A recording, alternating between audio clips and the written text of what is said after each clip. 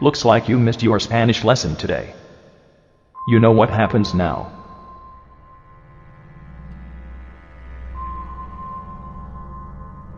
Now beg for your life in Spanish.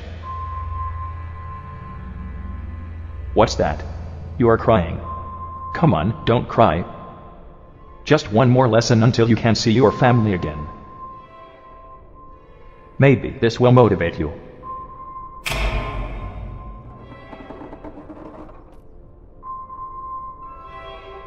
They broke their streets, so I broke their legs.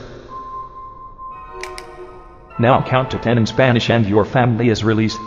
You know what happens if you don't.